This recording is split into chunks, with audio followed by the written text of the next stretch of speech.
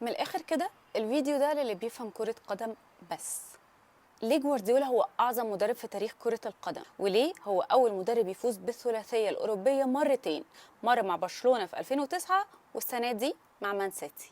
الموضوع ملوش علاقة بانه كسب 17 بطولة لحد دلوقتي، لكن ليه علاقة بان هو غير كرة القدم تماما. فرناندينيو لاعب مان سيتي بيقول ان هو كان شايف كرة القدم بشكل، وبعد ما لعب مع جوارديولا بقى شايفها بشكل تاني خالص، لان جوارديولا بيحكي لهم اللي هيحصل في الماتش بالظبط قبل ما الماتش يتلعب اصلا.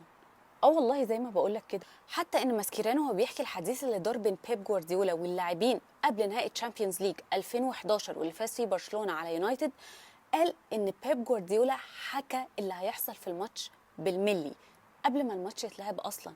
بيقول وانا في نص المباراة غمضت عيني وقلت انا شفت الماتش ده قبل كده، انا لعبت الماتش ده قبل كده، كل حاجه بيب جوارديولا قالها حصلت بالملي وبتحصل دلوقتي وانا بلعب الماتش. وعلى فكره الكلام ده شبه الكلام اللي محمد صلاح قاله قبل كده وهو في انترفيو مع عمرو اديب، وبيتكلم على انه قبل ما بيلعب اي ماتش بيشوفه في خياله قبلها وبيشوف الطريقه اللي هيجيب بيها الجون، وعشان كده لما بينزل الماتش بيبقى اسهل له جدا في التنفيذ لان العقل بيكون شاف قبل كده المباراه دي او الطريقه اللي هيجيب بيها الجون دي قبل كده، فبيبقى اسهل جدا وهو بينفذ.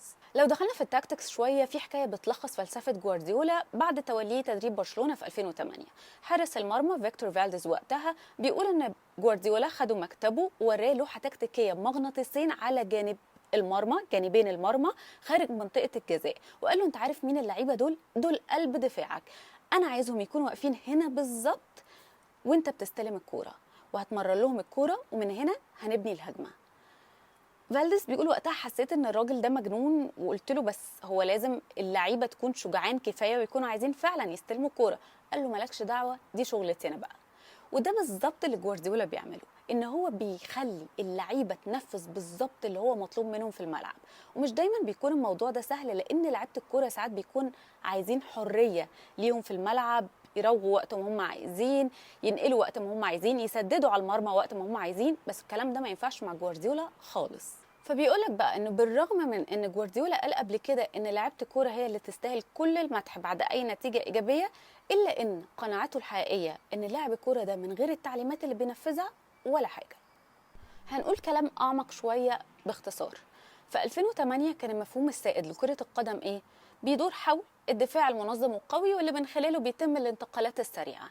جوارديولا بقى خلى الدفاع ده نقطة انطلاق الهجوم، مش النقطة اللي بتنتهي عندها الهجمة. اشتغل على حاجة كلنا عارفينها دلوقتي باسم مراحل بناء اللعبة الهجومية. وقتها كانت فكرة غريبة جدا فكرة ان انا ابني الهجمة من الخلف، ودي كانت المرحلة الاولى. المرحلة الثانية اللي هي الكونستراكشن فيز، ودي اللي بيحصل بالظبط لما الكرة بتوصل نص الملعب، ودي بتعتمد على التفوق العددي وتحريك اللاعبين لمواقع وخطوط هجوم مختلفة. يعني مثلا مين كان يصدق ان جون ستونز قلب الدفاع يبقى واحد من اكتر لاعبي السيتي فعالية في خط الوسط. المرحلة الثالثة بقى ودي كلها عبارة عن ازاي اللاعب يعمل الفاينل باس او الاسيست، ودي جوارديولا شايف انها لسه مش بتتعمل بالشكل اللي هو عايزه، ولا حتى مرحلة الفينش اللي هي المرحلة الرابعة والأخيرة. شايف ان المرحلتين دول لسه ما وصلش فيهم للشكل اللي هو عايزه، ولا اللعيبة بتعرف تعملهم بالشكل اللي هو عايزه، لان زي ما قلنا لسه اللعيبة عايزين الحريه بتاعه المراوغه والدريبلينج وان هو يسدد وقت ما هو عايز، مش ان هو بس ينفذ المطلوب منه. في كوره من الكور في ماتش بين برشلونه وريال مدريد في الدوري الاسباني موسم 2011 2012، لعيبه برشلونه بتباصي الكوره في اول دقيقه في الماتش، فيكتور فالديس غلط والكوره اتقطعت من برشلونه، بنزيما حطها جون. بعدها بدقيقتين فيكتور فالديس ما شاطش الكوره بعيد، لعب نفس اللعبه نفس الكوره، وده بيدل على قد ايه يعني جوارديولا بينفذ تعليماته ومقتنع بقناعاته حتى لو حصل غلط. وبالمناسبة برشلونة كسب الماتش ده على ريال مدريد. من الآخر كده جوارديولا طلباته حافظ على الاستحواذ والعب ببساطة وسرعة، keep it simple keep it fast. طيب بالرغم ان التعليمات الكتيرة دي والمعقدة دي بتخلي اللعيبة فعلا في مستوى تاني وحتة تانية تماما، إلا إن هي بتكون ستريسفul جدا ورخمة جدا بالنسبة لكتير من اللاعبين، زي مثلا ما شفنا في نص نهائي تشامبيونز ليج بين مان سيتي وريال مدريد. في وقت ما في المباراة كيفن دي بروين فقد الاستحواذ، ساعتها كان باين قوي الغضب على وش جوارديولا. راح دي بروين بصله وقال له اخرس، انا مش طايق اسمع صوتك.